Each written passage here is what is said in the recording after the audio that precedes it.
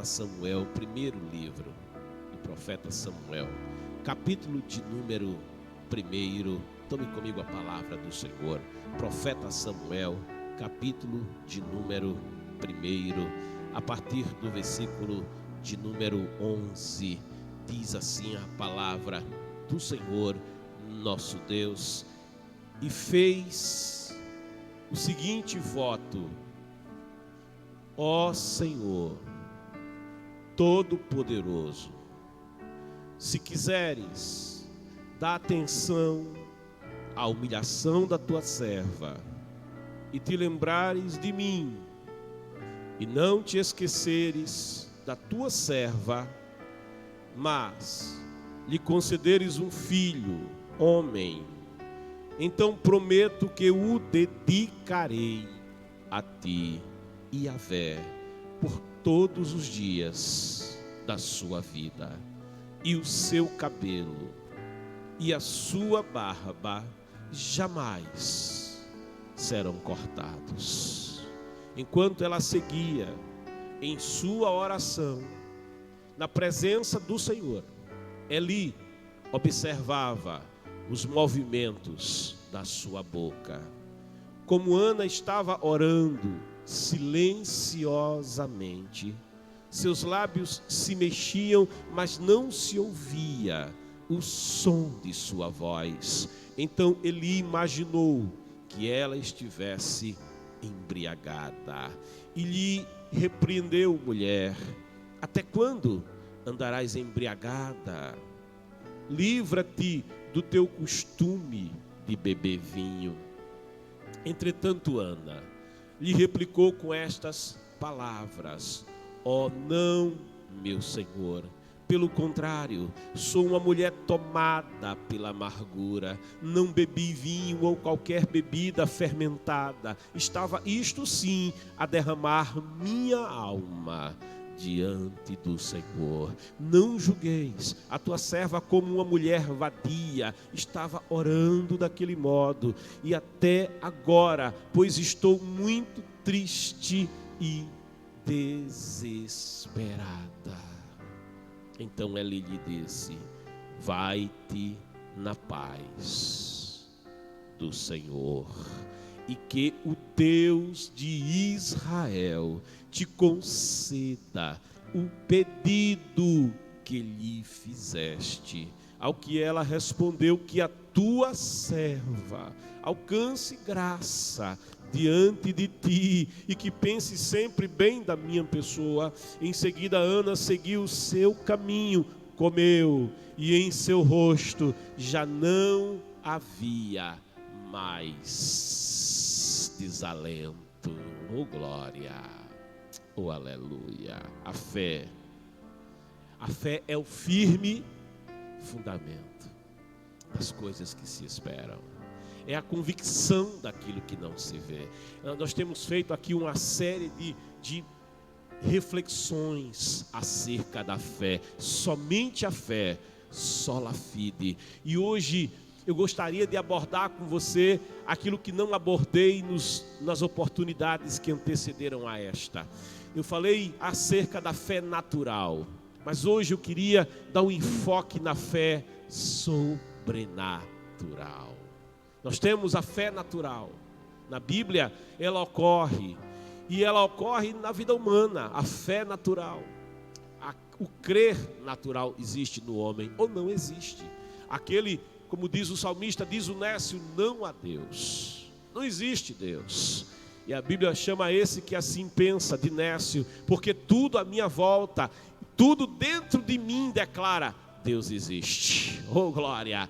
Desde uma mínima célula do meu corpo declara: Deus existe. A complexidade daquilo que é uma partícula subatômica em toda a sua beleza e complexidade, a ciência quântica vai revelando quanto há de conhecimento, quanto tem para se descobrir em uma partícula que ninguém consegue enxergar. É porque Deus existe, Ele é todo poderoso. E a fé diz que quando nós cremos pela fé, nós entendemos que aquilo que existe e pode ser visto, surgiu e foi criado a partir daquilo que não se pode ver, a saber, a fé, a saber a palavra de Deus. A fé, ela testifica essa verdade. Sabe, as moléculas do meu corpo, as partículas atômicas e subatômicas do meu corpo, elas apenas vibram. Há um vibrar. E se você colocar calor aí, é que a vibração aumenta. É por isso que do estado líquido se pode ir até o estado gasoso.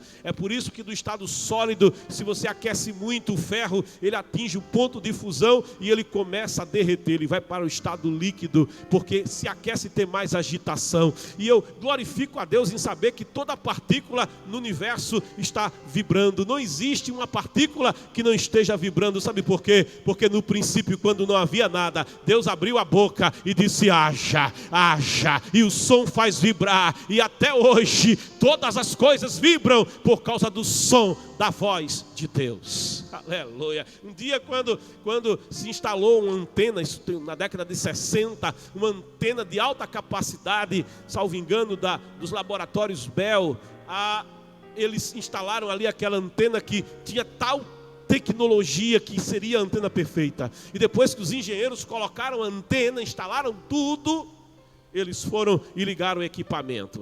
Vai ser a transmissão perfeita. Mas tinha um problema, tinha um chiado na antena. Já viu televisão quando você não sintoniza nada, fica um chiadinho, né? E eles disseram: mas não é para ter chiado nenhum. Essa antena é perfeita. Ela não pode ter nenhum tipo de problema. E pensaram, talvez algum passarinho passou lá, e algum pombo, e pombo faz sujeira em todo canto, não é?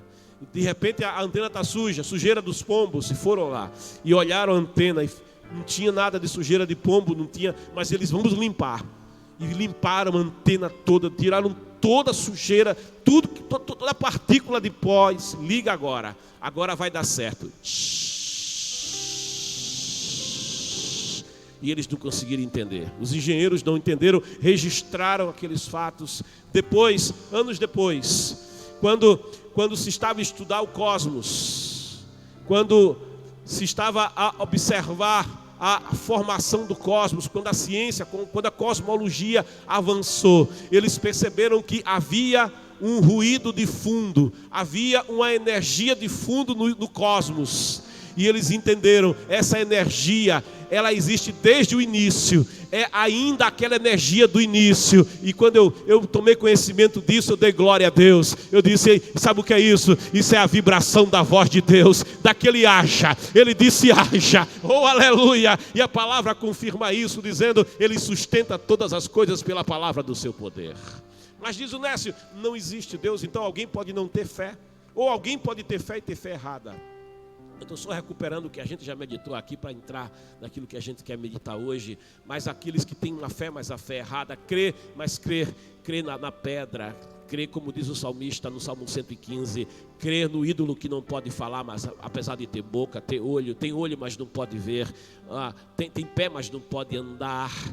O ídolo em si não é nada, mas por trás do ídolo estão os demônios, por trás do ídolo estão as forças tenebrosas, tirando do homem a adoração, roubando do homem a adoração que é natural no ser humano, pois o homem, em qualquer lugar onde já viveu, em qualquer fase da história, em qualquer das civilizações humanas que se possa estudar, você encontra o homem com desejo, como diz o salmista: a minha alma tem sede, a minha alma tem sede. O homem mesmo não entende como é que tem algo lá dentro que é um vazio, ele mesmo não compreende, mas algo chama para aquele que o criou, algo atrai para a presença do divino. E por isso, em toda a história humana, você vai encontrar o homem tentando encontrar a Deus.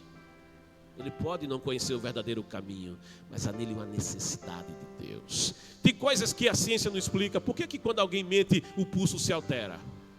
O coração dá uma... Sabe, alguém mente e o coração reage, o pulso é alterado, o olho dilata. Ora, existe aí uma filosofia secular que diz que o relativismo diz: não, mentira não pode ser verdade amanhã, não é? Os nazistas diziam: olha, conte uma mentira muitas e muitas vezes, e vai passar a ser verdade. Quem disse? Satanás é o pai da mentira. E o ser humano, de modo inexplicável, o corpo humano reage à mentira. Oh, glória. É por isso que tem um teste para saber se alguém mente ou se está falando a verdade. Mas por que que o meu corpo reage quando uma mentira, se ela for pronunciada pela minha boca? Por que que o meu corpo denuncia a mentira? Sabe por quê? Porque eu tenho um Criador e a lei está escrita aqui no meu coração, que eu creia, que eu não creia. Em qualquer sociedade roubar é errado, em qualquer sociedade matar é errado, mas lá não tem o Pentateuco, lá não tem a Bíblia, mas está escrito aqui no coração do homem, está escrito aqui, ó, porque existe um Criador. Lembra-te do teu Criador. Oh, aleluia. Então alguém crê, mas crê no Deus falso, crê. Tem gente que crê em homem, bota no homem a sua confiança, embora o coração do homem seja volúvel. E tem gente que crê em homem que já morreu, mas alguém adora. Já morreu, mas alguém faz oração a quem morreu. Ora, tem fé, mas é uma fé errada. É uma fé forte, mas é uma fé errada. E tem aqueles que têm fé, e têm fé no verdadeiro Deus, mas tem uma pequena fé. Os discípulos tinham uma fé pequena, e Jesus fala a homens de pequena fé. Mas tem aqueles que têm fé, mas é uma fé viva, é uma fé genuína. E eu vou te dar aqui alguns exemplos de pessoas que têm fé na palavra de Deus. A fé natural, ainda pensando em fé natural, antes da gente entrar no tema de hoje, a fé sobrenatural. Mas falando de fé natural, aqui nós temos a mulher Ciro-fenícia em Mateus, no capítulo 15, versículo 28. Jesus diz: então Jesus exclamou: ó mulher. Olha, quando Jesus fez ó mulher, é porque algo tocou Jesus. Que ele possa olhar para você, querido, e dizer: ó meu filho, ó glória, provoca Jesus com a tua fé. Ó mulher, é Jesus. Jesus sentiu alguma coisa. Ó mulher, grande é a tua fé. A fé daquela mulher tocou Jesus. Ó mulher, grande é a tua fé. Seja feito a ti conforme queres. E diz o texto: e naquele que a palavra dele liberada, querido, não tem quem possa conter. Já disse que é dele o querer e o efetuar, nenhum só pensamento pode ser contido. E naquele exato momento a sua filha ficou sã. A menina nem estava ali, estava em casa. E ela vai encontrar a filha dormindo. E eu louvo a Deus porque o evangelho revela que a menina estava deitada na cama dormindo. E sabe por que ficou registrado como é que ela estava deitada e dormindo? É porque naquela casa ninguém dormia, naquela casa não tinha paz. Aquela mãe estava desesperada, mas ela cria em Jesus Cristo. E a fé daquela mulher tocou Jesus. Ó mulher, grande a tua fé, seja feito contigo conforme você quer. E ainda que a opressão estivesse na casa da mulher, quando ele liberou a palavra dele percorre todo o universo, a palavra dele sustenta todas as coisas, e a opressão recebeu a ordem: vai embora, aleluia. E a menina dormiu. Em paz me deito e descanso, porque só tu, Senhor, me fazes habitar em segurança. Mas isso é fé natural e fé que toca o coração de Deus. A mulher do fluxo de sangue não falou com Jesus, não interagiu com Jesus, sofria há 12 anos, gastou tudo quanto possuía, mas ela pela fé, a fé é o firme fundamento, a fé é a certeza, uma certeza foi gerada no coração, e ela disse: se eu tocar, eu não posso tocar em ninguém, eu não posso chegar perto de ninguém, a lei diz que tudo que eu toco é impuro, e ela disse: mas se eu for sem ninguém ver, e eu tocar na orla do manto dele, basta eu tocar um pouquinho, triscar, e eu serei curada. Quem disse que tocar em orla de manto cura? A fé, somente a fé é o firme fundamento. Ela foi, tocou, e Jesus parou. Oh glória, eita aleluia, e Jesus parou. Opa, aleluia, oh glória, quem me tocou? Quem foi que me tocou? Aí os discípulos ficaram embasbacados, porque tanta gente queria tocar, né? Tanta gente ali. Se fosse selfie, então tinha selfie rolando para tudo que é lado. Aleluia. Quem me tocou, Senhor? Todo mundo está te tocando aqui. Todo mundo quer tocar no Senhor. Não, alguém me tocou, mas alguém me tocou pela fé. Alguém não me tocou por curiosidade. Alguém me tocou pela fé, porque de mim saiu virtude. Veja, a virtude já estava disponível. A virtude já estava ali, o poder estava ali. Agora, para acessar a virtude, era preciso tocar pela fé. E ela tocou, e quando tocou, Jesus, aleluia, sentiu alguma coisa aconteceu aqui. Alguém tocou. Toca em Jesus nessa manhã. Isso é fé natural, vai provocar um milagre na tua vida. Um leproso, lá em Lucas, no capítulo 5, versículo 12, diz: estando Jesus em uma das cidades, eis que um homem coberto de lepra. Olha, quem era coberto de lepra tinha que andar com a roupa toda suja, maltrapilha, não tinha roupa boa, não era roupa, pense, uma roupa esquisita, suja, vivia nas cavernas, trevas, não tomava banho, andava com a sineta batendo, e quando chegava perto de alguém que estava distraído, se o mau cheiro não avisasse que ele estava chegando, ele tinha que avisar, o sino ia batendo e ele ainda tinha que gritar: impuro, impuro, e todo mundo ia saindo de perto: impuro, impuro, impuro. Olhe se alguém não olhasse e jogasse uma pedra e dissesse: vai embora daqui. E aquele leproso, diz o texto, coberto de lepra, veio em sua direção, na direção de Jesus. Vai na direção de Jesus, querido. Assim que contemplou a Jesus, contempla Jesus, oh glória. Quando ele contemplou Jesus, quando ele viu Jesus, quando ele sentiu o impacto da presença de Jesus, o texto diz: ajoelhou-se. Judeu não se ajoelha, nem leproso, diante de um homem nenhum. Mas aquele leproso disse: esse não é homem qualquer. Esse é o Cordeiro de Deus que tira o pecado do mundo. Esse é o desejado das nações. Esse é o meu Senhor, esse é o meu Salvador. Ele se prostra diante de Jesus, se ajoelha, colocou o rosto rente ao chão. Ele não só dobrou o joelho, não. Ele colocou a face no pó. Repatash, remenalaio kemenagabá, eiahaya. Ele estava adorando Jesus, ele estava reconhecendo: tu és Deus em forma de carne. Era isso que aquele homem, quem foi que disse ao leproso quem era Jesus? Foi a fé. Havia fé no coração daquele leproso. Ele se prostra, rosto no chão, e ele faz uma súplica ao Senhor: Senhor, já chama Jesus de Senhor. A Bíblia diz que com a tua boca confessares Jesus como Senhor, verdadeiramente serás salvo. Experimenta aí, diz: Senhor, Jesus é o meu Senhor. Declara: Jesus é o meu Senhor. Isso tem poder, isso impacta as tuas células, isso impacta o sangue, isso impacta os ossos, isso impacta o coração. Jesus é o meu Senhor. Oh, aleluia, Ele é o meu Senhor. Ele diz: Senhor, se for da tua vontade, sei, ele sabia no coração, é fé, podes purificar-me. Eu sei, tem uma convicção aqui. Jesus estendeu a mão e tocou nele. Eu gosto dessa forma como Jesus cura esse homem, porque ele não precisava tocar, ainda mais um leproso. Ele não precisava tocar no leproso, era lepra contagiosa, e Jesus tocou. Oh, aleluia. Sabe por que Jesus tocou? Porque ninguém tocava. Sabe por que Jesus tocou?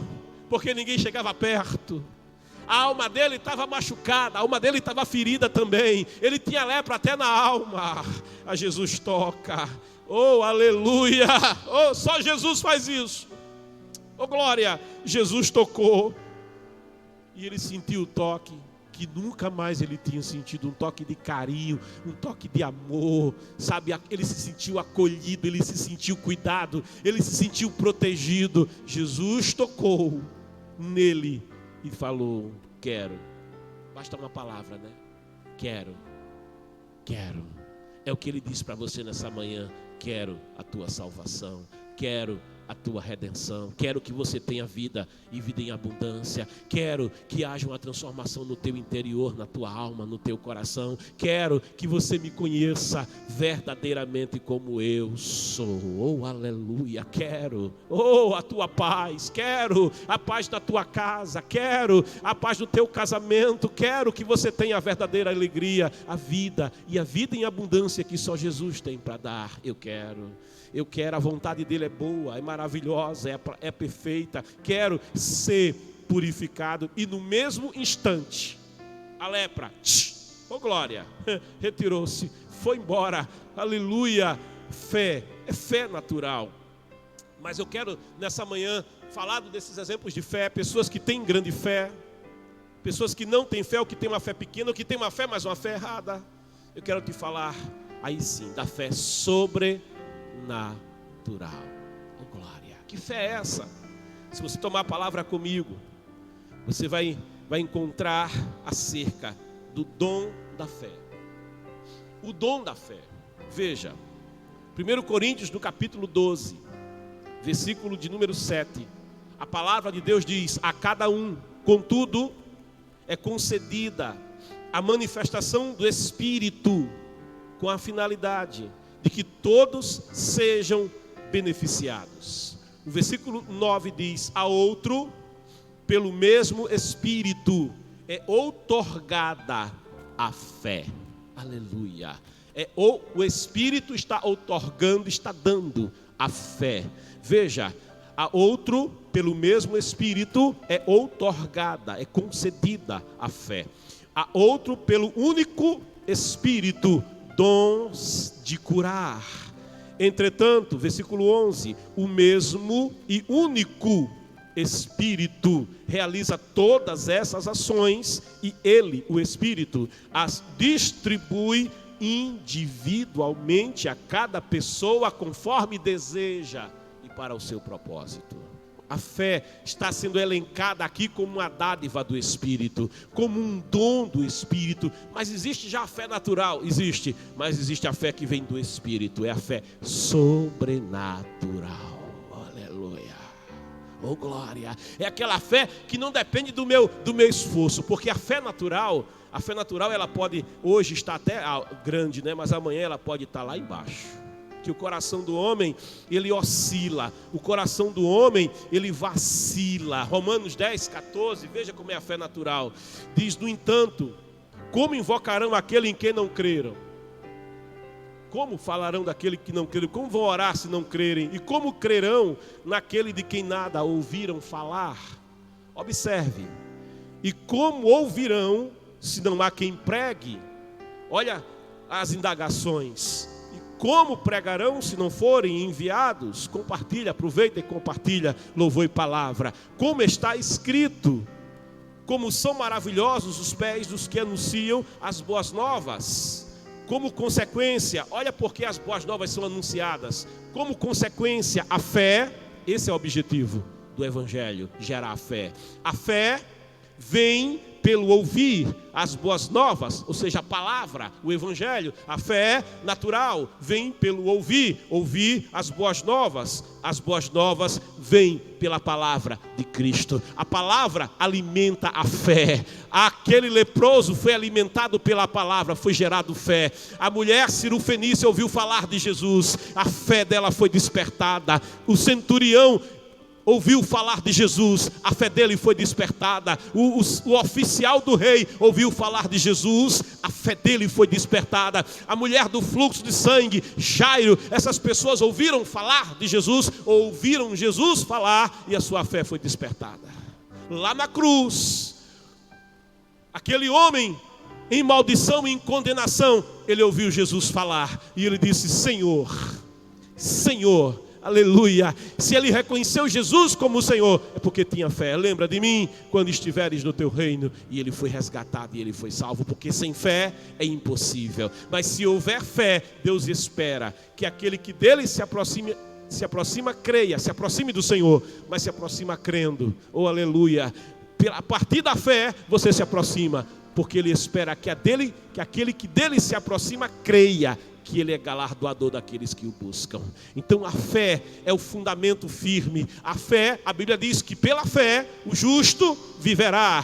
Pela fé você é salvo. Pela fé em Cristo Jesus, pela graça sois salvos por meio da fé. É a fé que me conecta à salvação em Cristo Jesus o Senhor. Pela graça sois salvos por meio da fé. Não vem de vós, é dom de Deus. Não vem de obras, a salvação é graça, mas é por meio da fé. A fé natural, ela precisa da palavra. Se você não se alimenta da palavra, a tua fé vai morrendo. Assim como o corpo sem água, há uma estatística militar que diz só vive 3 dias. Sem alimento você consegue passar com boa saúde, bebendo água, até 30 dias, se tem boa saúde, bom condicionamento, até 30 dias só água. Mas sem água, 3 dias está morto. E sem a palavra, nem só de pão viverá o homem, disse o Senhor, mas de toda a palavra. Porque se faltar a palavra, a fé vai morrendo. É assim que os crentes morrem. Abandonam a palavra, abandonam a leitura, abandonam o hábito de examinar a palavra, na qual devo meditar de dia, de noite, abandona a oração, aí vai morrendo, a fé vai morrendo, daqui a pouco está morto. Oh, aleluia, porque falta alimento para a fé. A fé natural precisa ser alimentada, mas a fé sobrenatural, e é o foco de hoje, ela é produzida, ela é outorgada, ela é dada pelo Espírito. Oh glória! Ela é dada ela vem pelo mover do Espírito de Deus. Fala aí no teu coração: Senhor, me dá essa fé. Oh glória! Essa fé que vem do Senhor, essa fé que é produzida, que é gerada pelo Espírito, e essa fé é dada para um propósito específico na nossa vida, para uma utilidade nossa, segundo o querer e a vontade do Senhor, segundo o querer e o propósito do Espírito de Deus na nossa vida. Veja, o Espírito, a cada um é concedida a manifestação do Espírito com a finalidade, olha só, tem uma finalidade, 1 Coríntios 12, 7, com a finalidade de que todos sejam beneficiados. A fé sobrenatural, ela é dada para mim, a mim em benefício da sua vida. Oh, aleluia. Ela é dada a mim em benefício de alguém. Ela é dada a mim em benefício do povo de Deus. É um propósito do Espírito na minha vida. Essa fé é uma fé tremenda. É por isso que eu li com você Samuel. 1 Samuel, aqui no capítulo 1. Quando Ana, a história de Samuel, o nascimento de Samuel você conhece. É uma das ministrações mais populares. Então Ana era estéril, Ana não tinha filhos, e ano após ano, porque o texto diz, havia um certo homem, levita, da tribo de Ramataim, Sofim, que habitava a região montanhosa de Efraim, chamado Eucana, filho de Jeroão, neto de Eliú, bisneto de Tou, filho de Zuf, o Efraimita. E diz o texto, Eucana tinha 2 esposas, era costume naquele tempo. Eucana tinha 2 esposas, uma se chamava Ana e outra Penina. O nome Ana quer dizer graça, uma se chamava Graça. Oh glória, a graça é favor imerecido, aleluia, a graça, oh glória, me alcança, me envolve. Uma se chamava Ana, uma se chamava Graça, a outra Penina. E diz o texto aqui, Ana e a outra Penina, e diz que Penina havia concebido e tinha filhos, e Ana, no entanto, tinha filho nenhum. Ou seja, ela tinha vergonha, ela tinha opróbrio, ela tinha um problema, era considerado maldição, porque lá no Deuteronômio havia dito que bendito eu serei, bendito o fruto do ventre. Então se alguém não tinha filhos, era concedido a alguém que não tinha bênção, era entendido como uma pessoa amaldiçoada, uma mulher amaldiçoada, porque ela não podia ter filhos. Isso era uma vergonha, isso era opróbrio para a mulher que tem a possibilidade de ter a geração da vida no seu ventre. Não é todo o corpo feminino é preparado para esse propósito, o propósito de sustentar e gerar a vida. Então Ana não podia.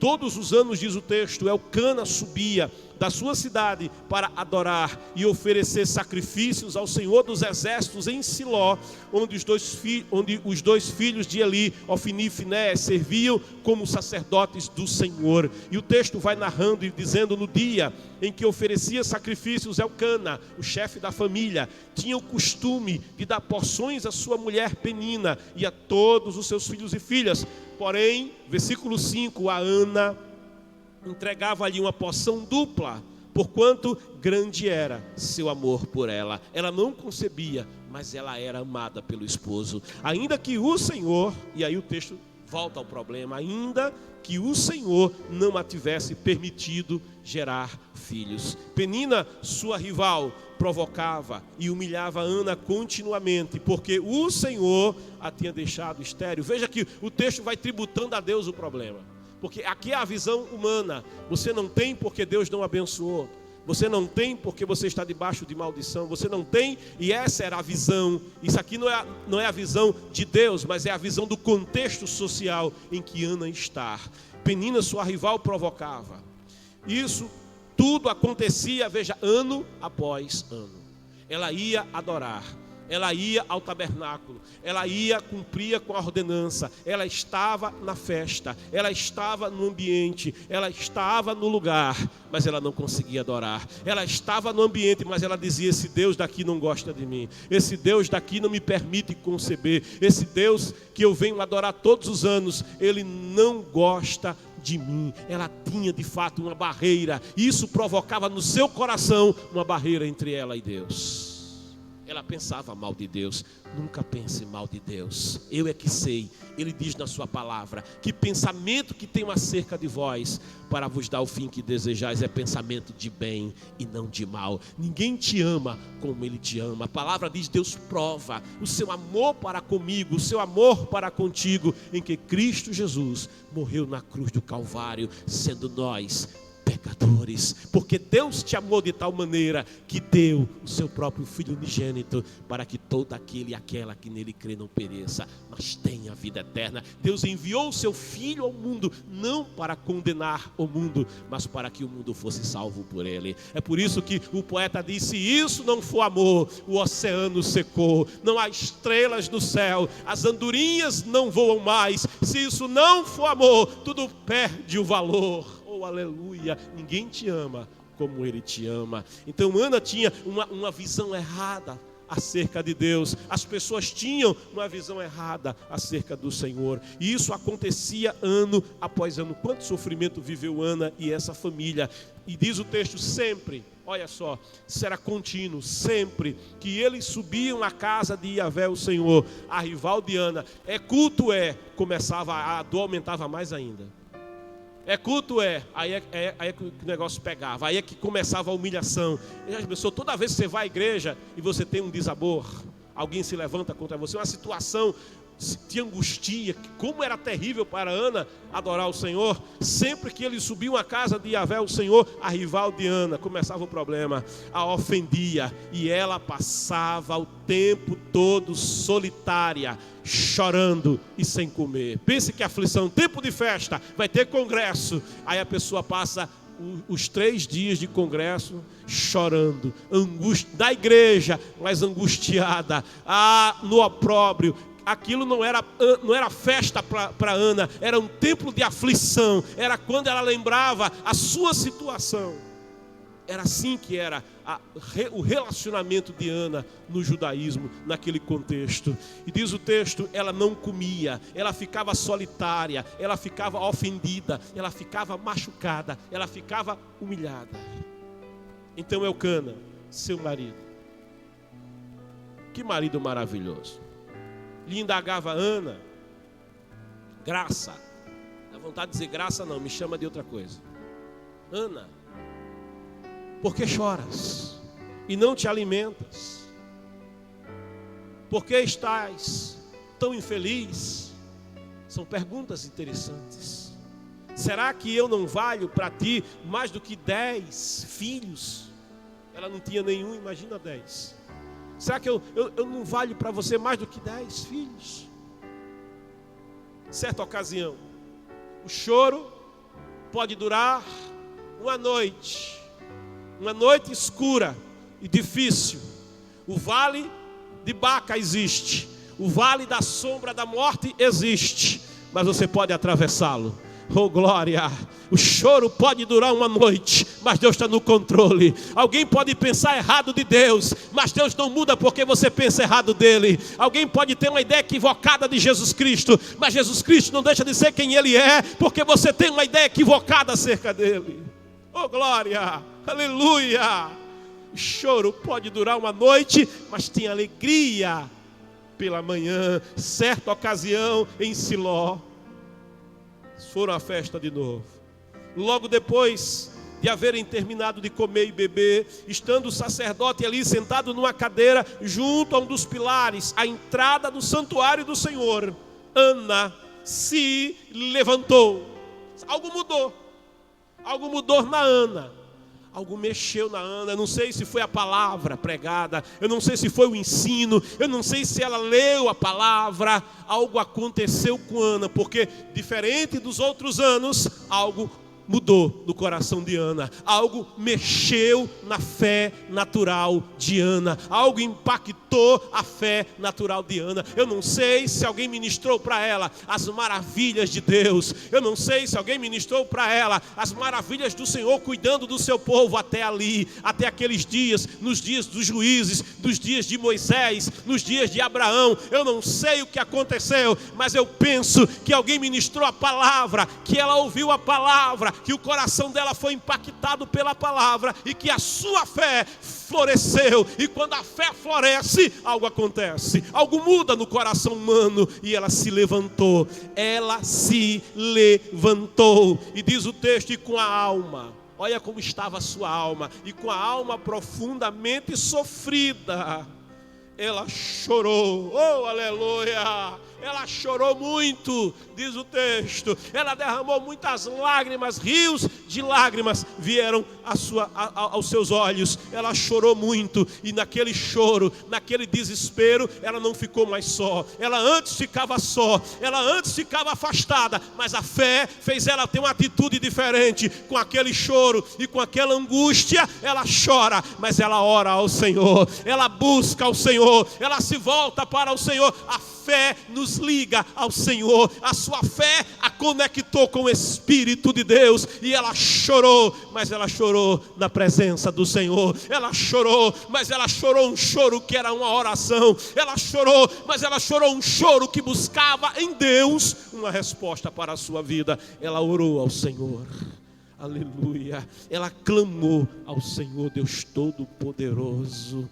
Diz o texto, e com a alma ela orou ao Senhor e fez o seguinte voto. Veja a oração de Ana: ó Senhor Todo-Poderoso. Só ora assim quem conhece a palavra, só declara o poder de Deus quem ouviu da sua palavra. E ela diz: se quiseres. Ela sabia que Deus é soberano, ela entendia a soberania de Deus, e ela também entendia o poder de Deus para fazer. Se quiseres, dá atenção à humilhação da tua serva. Ela está dizendo: eu não mereço nada do Senhor, eu não sou digna do Senhor. Ela se sentia o que ela era realmente, pecadora. Mas ela tinha um nome, graça. Ela entendeu a graça, ela finalmente compreendeu o seu nome, graça. Graça é favor imerecido. Ela diz: se deres, se quiseres, dá atenção à humilhação da tua serva e te lembrares de mim, eu, Senhor, não esqueço. Oh glória! O Senhor, ele diz: pode a mãe esquecer o filho a quem amamenta. Ele diz: eu não me esquecerei de ti. Oh glória a Deus! E te lembrares da tua serva. E ela se coloca como serva do Senhor: mas lhe concederes um filho homem. E ela pede de modo específico um filho homem, porque ela tinha um propósito em que fosse homem. Um filho homem. E não era porque ter um filho varão era motivo de alegria no lar, e principalmente para o marido e para a casa, porque o filho varão era visto como o futuro chefe da família, futuro líder do clã, continuaria o nome do pai. Não era só por isso, sabe? Mas ela tem um propósito, um filho homem. Então prometo que, e esse era o motivo, eu o dedicarei, por isso que tinha que ser homem, o dedicarei a ti, Yahvé. E ela diz: por todos os dias da sua vida. E ela faz um voto de nazireado, ou seja, o nazireu era aquele homem que era consagrado a Deus. Era um voto que se fazia para se consagrar ao Senhor, e durante o cumprimento desse voto não se bebia vinho. Durante o cumprimento desse voto os cabelos não eram cortados, a barba não era parada, era um nazireado. Ela está dizendo: eu vou fazê-lo nazireu de Deus todos os dias da sua vida. Ela diz: por todos os dias da sua vida, o seu cabelo, a sua barba jamais serão cortados. Então ela seguia naquela oração, e uma oração que ela só abria a boca. Ela sentia angústia, as lágrimas desciam, era uma coisa estranha. Era estranho aquela cena, porque as pessoas que iam ao tabernáculo, que iam para a adoração no tabernáculo, iam cumprindo um rito religioso, iam cumprindo um ritual religioso. As pessoas estavam ali, mas ninguém que ia ao tabernáculo, e Ana também ia ao tabernáculo, mas ninguém que ia ao tabernáculo estava acessando a presença do Senhor como aquela mulher estava acessando. A glória de Deus estava, a Shekinah estava lá no Santo dos Santos, estava lá dentro no lugar interior, sobre o propiciatório. Ali o sacerdote tinha acesso uma vez ao ano, no dia do perdão, no dia do Yom Kippur. Apenas uma vez ele podia entrar ali, e Ana nem está dentro do tabernáculo, ela está do lado de fora, ela está na porta do tabernáculo, e ela não foi porque era costume, ela não foi porque era um cerimonial, ela não foi porque era uma festa, ela não foi porque era tempo de celebrar o Senhor, ela não foi por causa de um costume religioso, mas ela foi para o encontro com o Senhor, ela foi para a presença do Senhor, ela foi buscando a presença do Senhor. Ela não estava na igreja, ela estava em busca do Deus que está na igreja. Ela não estava no tabernáculo, ela estava em busca do Deus que se manifesta no meio do tabernáculo, dentro do tabernáculo, e agora ele vai se manifestar na porta do tabernáculo. Aleluia, porque ela foi até a presença do Senhor. Ela foi, não porque era tempo de ir, ela foi para falar com Deus. Experimenta falar com o Senhor. Vai além da religião, vai além do tabernáculo, vai além do cerimonial, vai além da liturgia, vai à presença do Senhor. Era isso que aquela mulher estava fazendo, e quando ela fez aquilo, prostrada, a alma derramando, as lágrimas descendo, oh aleluia, ela derramava a alma como quem derrama água na presença do Senhor em libação. Que adoração que aquela mulher estava fazendo. E o sacerdote diz: está bêbada. Que esse povo que adora assim, irmão, alguém diz: está doido, bebeu, não é bom do juízo. Oh glória, não é bom, precisa isso, precisa tudo isso. Oh glória. Quem vai só para o tabernáculo não precisa não. Quem vai só porque é tempo de ir, é festa, não precisa não de tudo isso não. Agora quem vai à presença do Senhor e sente o impacto da presença do Senhor, não tem como ficar normal, natural, porque Deus é Espírito, e os verdadeiros adoradores o adoram em Espírito, o adoram em verdade, e o Espírito de Deus se move, e o Espírito de Deus preenche, e o Espírito de Deus muda, e o Espírito de Deus revoluciona, e o Espírito de Deus faz, oh aleluia, faz, oh glória, aquilo que o natural não pode fazer. Por isso ele a tem como bêbada, embriagada, e diz: mulher, para de beber, larga esse vício, tira esse terrível costume da tua vida. E aquela mulher disse: não, meu Senhor, o Senhor está enganado, eu estou aqui orando, eu estou aqui buscando o Senhor, eu estou muito angustiada. Aí ele olha para ela, e Deus o toma, porque ele era o ministro do Senhor para aquela nação. Ele tinha legitimidade do Senhor, ele tinha unção de Deus para isso. Oh,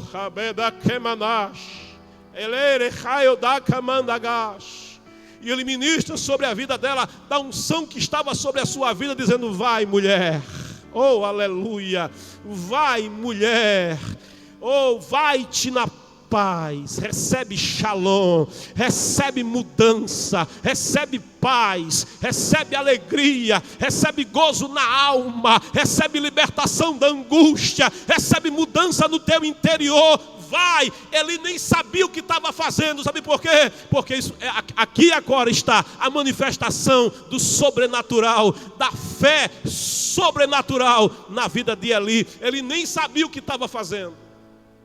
Oh glória, ele nem sabia o que estava acontecendo ali, o que significava o impacto no mundo espiritual, que tinha as palavras que ele estava proferindo ali. Era o Espírito de Deus, não dependia de Eli, não dependia da vontade de Eli, do querer de Eli. Ele estava sendo usado como instrumento de Deus, pela manifestação do Espírito de Deus, da fé sobrenatural. O homem libera uma palavra simples, mas estava curando uma mulher, estava curando o útero daquela mulher, estava curando a fisiologia daquela mulher. Aquele vaso estava sendo refeito, aquele corpo estava sendo mudado, e aquela alma estava sendo curada. Oh aleluia, aquela alma estava sendo tocada pelo Espírito de Deus. Olha o que diz a palavra, ele diz: vai-te na paz do Senhor, e que o Deus de Israel te conceda, oh glória, o pedido, que ele nem sabia o que ela pediu, o pedido que lhe fizeste. Ao que ela respondeu: que a tua serva, ela agarrou na hora, pá, a fé é isso. é meu, aleluia. Foi gerado fé no seu coração e ela segurou aquela palavra. Ao que ela respondeu: que a tua serva alcance graça diante de ti e que pense sempre bem da minha pessoa. Em angústia, Ana seguiu, ou melhor, em seguida, Ana seguiu o seu caminho, comeu. Ela não comia, já mudou. Mudou o coração, foi curada a sua alma. Ela comeu, ela se confraternizou e diz: no seu rosto. Oh, sabe quando o coração é alegre, o rosto é formoso. Quando o coração está angustiado, o rosto é triste. O semblante é decaído, mas Ana já mudou o semblante. Ana já não era mais a humilhada. Ana já não era mais a desconsiderada. Ela já não era mais Ana amaldiçoada. Ela agora era Ana a graça, Ana a agraciada, Ana a abençoada, Ana que tem comunhão com Deus, Ana que está na presença de Deus, Ana que foi à presença do Senhor e que recebeu do Senhor resposta. Ana não a religiosa, mas a Ana que adora em espírito e em verdade. Ana apaixonada pelo Senhor, oh glória! Ana, oh aleluia, amiga de Deus. Ana, a filha do Senhor. Ana, a serva do Senhor. Ana, agraciada pelo Senhor. Aleluia. Ana, a amada do Senhor. Ela mudou, coração mudou, o rosto mudou. Não havia mais desalento. E a história de Ana mudou. Fé sobrenatural é o agir do Espírito de Deus através de um vaso, de um instrumento, de alguém que Ele usa para abençoar a nossa vida, para tocar a nossa vida, para mover o nosso ser, para mover nossa alma pelo poder da sua palavra, pelo agir do Espírito do Senhor. Querido, a fé, oh glória, a fé sobrenatural é algo que está disponível para mim, é algo que está disponível para você. Aleluia. Por isso, veja Lucas 17:5, diz a palavra: diante disso pediram os apóstolos ao Senhor: aumenta a nossa fé. O que os discípulos estavam dizendo era: Senhor, nos dá uma grande fé natural, mas nos dá uma fé sobrenatural. Aquela fé que vai me fazer andar sobre as águas. Aquela fé que vai me fazer ordenar os montes e eles vão se remover do lugar. Aquela fé que diante da enfermidade eu vou orar e o Senhor vai me curar. E o Senhor vai sarar a mim ou aquele por quem eu orar. A fé, oh aleluia, a fé. A fé que move montanhas. Essa fé, Senhor, oh aleluia, esta é a fé que eu procuro. A Bíblia diz: tem alguém no meio de vocês enfermos? Então olha, faz o seguinte: não precisa fazer campanha de 7 dias, que tem gente fazendo aí campanha, que a Bíblia nunca inventou campanha de 7 dias em canto nenhum. E tem gente que quer viver, quer pegar o Antigo Testamento, trazer para o Novo e faz uma confusão. Somente a fé. A mulher cirofenícia não fez campanha de 7 dias. O servo do centurião foi curado e ele foi até Jesus e disse: Senhor, não precisa nem lá em casa, libera só uma palavra. Ana foi à presença do Senhor, muitas vezes ela foi, mas uma só, que ela buscou a presença real e verdadeira do Senhor, ela recebeu do Senhor resposta. Esta verdadeira fé, é os discípulos pedindo nos dar essa fé, a fé sobrenatural. Quando Pedro e João foram ao templo para a oração, estava aquele paralítico costumeiro à Porta Formosa, aquele paralítico que Jesus não curou, aquele paralítico que viu Jesus passar indo para lá e indo para cá, aquele paralítico que ainda estava lá, e quando ele pediu, olhando para aqueles homens pedindo uma ajuda, Pedro disse: eu não tenho prata, nem João tem, eu não tenho ouro, e João também não tem, mas o que nós temos eu te dou. Pegou na mão dele e disse: em nome de Jesus Cristo, isso é fé sobrenatural, em nome de Jesus Cristo, levanta, levanta. Pegou ele pela mão, ajudou ele a ficar em pé, e ele ficou em pé e recebeu a cura. Ele nem sabia o que estava acontecendo. Isso é fé sobrenatural, é o agir sobrenatural do Deus vivo, é o agir de Deus. E você pode dizer: Senhor, me dá esta fé sobrenatural, para que eu seja útil nas tuas mãos, para que eu seja útil na tua casa. De onde vem essa fé? E aqui eu vou concluindo te dizendo: a fé natural, a fé sobrenatural, ela tem uma fonte que a deixa viva, ela tem uma fonte que a alimenta, e ela tem uma fonte que gera essa fé. Que fonte é essa? Diz a palavra do Senhor nosso Deus. ela declara, Romanos 10, de 9 a 11, diz assim: se com a tua boca confessares que Jesus Cristo é Senhor e creres em teu coração que Deus o ressuscitou dentre os mortos, serás salvo. Diz o versículo 10, porque com o coração se crê para a justiça e com a boca se faz confissão para a salvação. Conforme diz a Escritura, todo o que nele crer jamais será decepcionado. Diz o 13, porque todo aquele que invocar o nome do Senhor será salvo. Todo aquele, Jesus é a fonte da fé. A palavra de Deus nos diz que Ele é o autor e consumador da nossa fé. Quando nós lemos a carta de Paulo aos Hebreus, Paulo nos diz que corramos com paciência.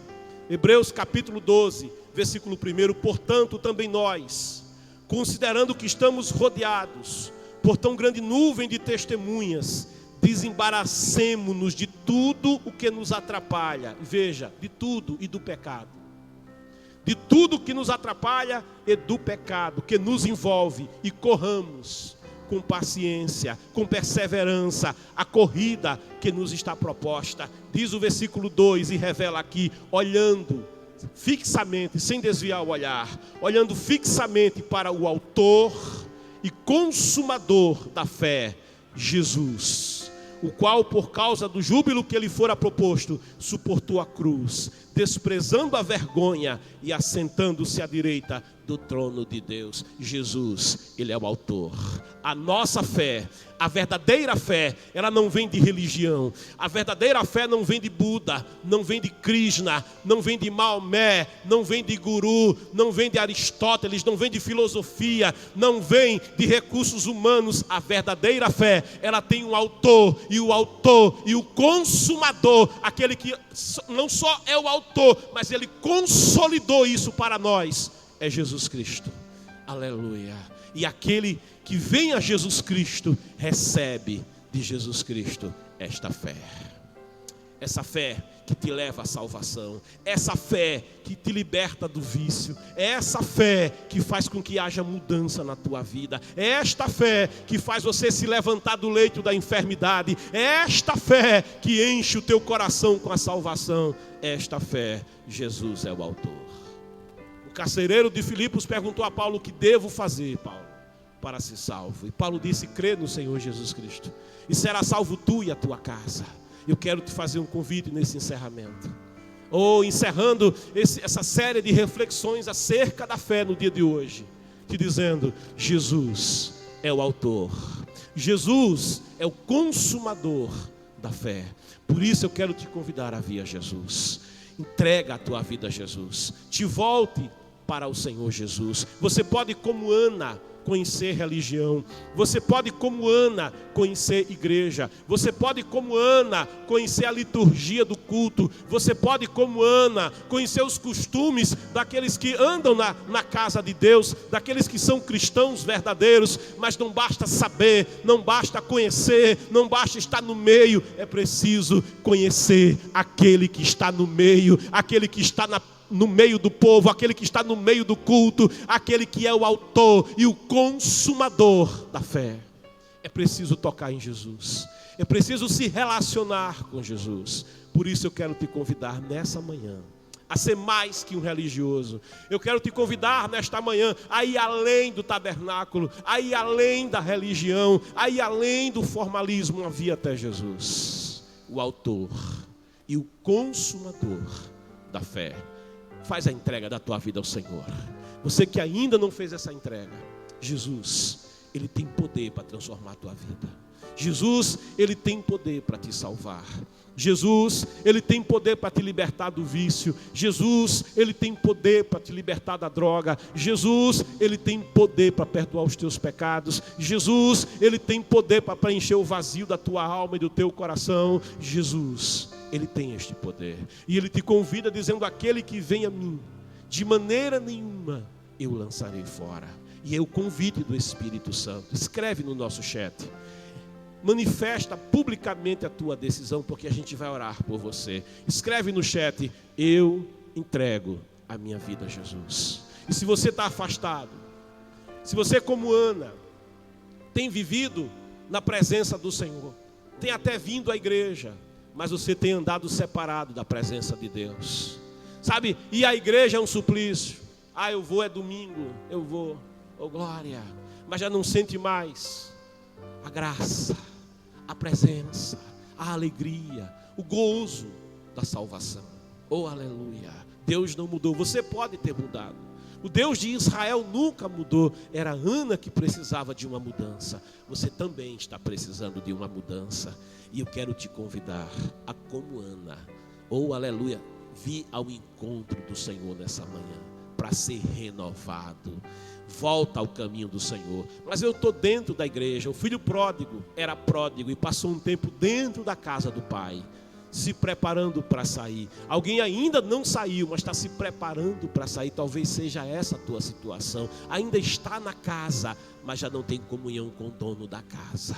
Por isso eu quero te convidar: volta e faz e renova a tua aliança nessa manhã com Deus. E se você já se afastou, já saiu da presença, já está fora da casa, algo aconteceu, algo construiu uma barreira entre você e Deus, quebra essa barreira nessa manhã, vence essa barreira, faz como Ana, te levanta, faz como o filho pródigo, te levanta. Escuta a palavra de Deus, Ele te ama. Te levanta, faz como aquele filho que disse: eu vou me levantar e eu vou até a casa do pai e eu vou dizer: pai, eu pequei, mas eu vim resolver o problema contigo, vim resolver o problema com Deus. É Ele que resolve o problema. Vem à presença do Senhor e faz a renovação da tua aliança. Escreve, diga: eu quero renovo da minha vida nessa manhã. Eu quero convidar cantor Edinaldo. Edinaldo vai louvar ao nome do Senhor Jesus. E enquanto você vai ouvindo o louvor,